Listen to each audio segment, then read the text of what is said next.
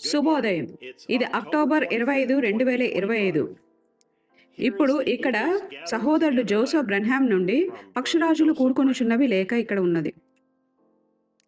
టేపును వినే ప్రియమైన వార్లారా, ప్రతి ఒక్కరూ తమను తాము ఈ విధంగా ప్రశ్నించుకోవలసిన సమయం వచ్చినది. నేను టేపులను వింటున్నప్పుడు నేను ఏ స్వరమును వింటున్నాను? అది కేవలం విలియం మ్యారియన్ బ్రెన్హామ్ యొక్క స్వరమా, లేదా నేను వినేది ఈ దినము కొరకైన దేవుని యొక్క స్వరమై ఉన్నదా? అది ఒక మనుష్యుని మాటనా, లేదా నేను యెహోవా ఇలాగు సెలవిచ్చుచున్నాడని వింటున్నానా? నేను వింటున్న దానిని ఎవరో ఒకరు అనువదించాల్సిన అవసరం ఉన్నదా, లేక దేవుని వాక్యములకు ఎటువంటి అనువాదము అవసరం లేదా? మన జవాబు ఏమిటంటే, మనము శరీరధారి అయినట్టి పలుకుబడిన వాక్యమును వింటున్నాము.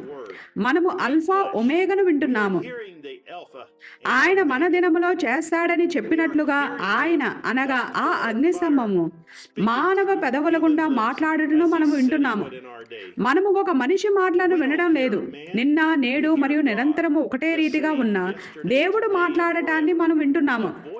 సజీవమై రెండంచులు గల ఖడ్గము కంటేనూ ఎంతో బలము గలదై మూలుగను సైతం విభజించునంత మట్టుకు దూరుచు హృదయములోని తలంపులను వివేచించునట్టి దేవుని స్వరమును వింటున్నాము.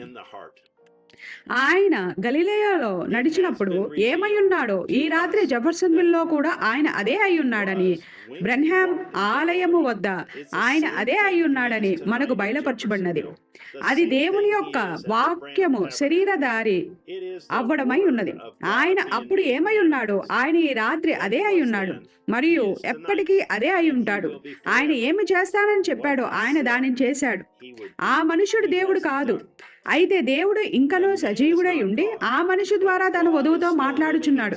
మనము ఆ మనుషుల్ని ఆరాధించడానికి ధైర్యము చేయము, కానీ ఆ మనిషిలో ఉన్న దేవుణ్ణి ఆరాధిస్తాము.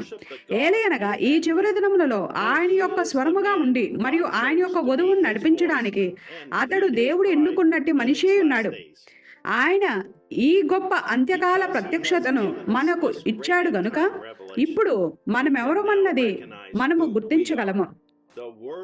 మన దినములో శరీరధారి అయిన వాక్యమై ఉన్నాము.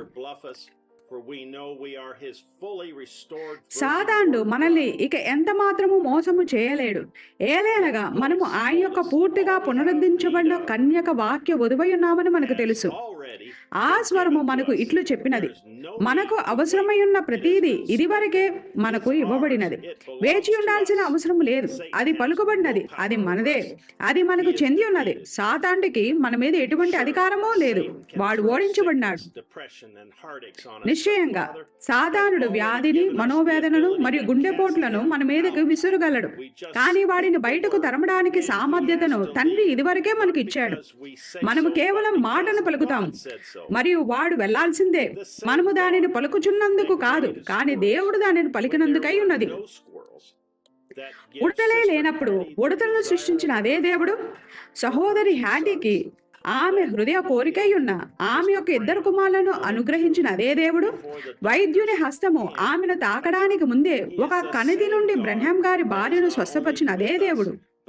ఆయన మనతో ఉన్న దేవుడు మాత్రమే కాదు, గాని ఆయన మనలో జీవించుచు మరియు నివసించుచున్నాడు. మనము శరీరధారి అయిన వాక్యమై ఉన్నాము. మనము టేపులలో ఉన్న స్వరమును వినుచు మరియు చూస్తున్నప్పుడు దేవుడు తనను తాను మానవ శరీరంలో బయలుపరచుకోవడాన్ని మనము చూస్తాము మరియు వింటాము. మనల్ని వాగ్దాన దేశంలోకి నడిపించడానికి దేవుడు ఎవరినైతే పంపాడో ఆయనను మనము చూస్తాము మరియు వింటాము. వధువు మాత్రమే ఆ ప్రత్యక్షతను కలిగి ఉంటుందని మనము గుర్తిస్తున్నాము.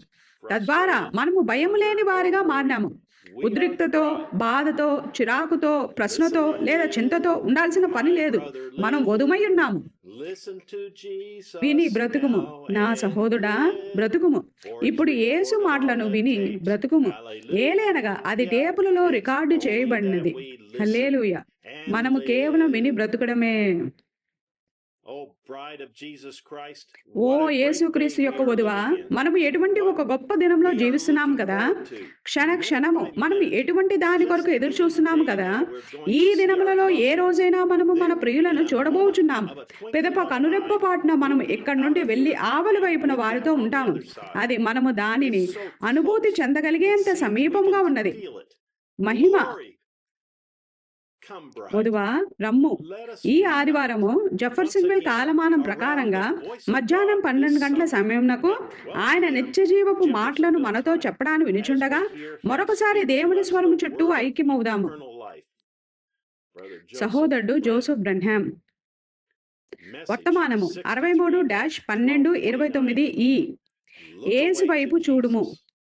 లేఖనములు సంఖ్యాకాండము 21వ అధ్యాయము 5 నుండి 19 వచనములు. యెషయా 45వ అధ్యాయము 22వ వచనము. జకర్యా 12వ అధ్యాయము 10వ వచనము.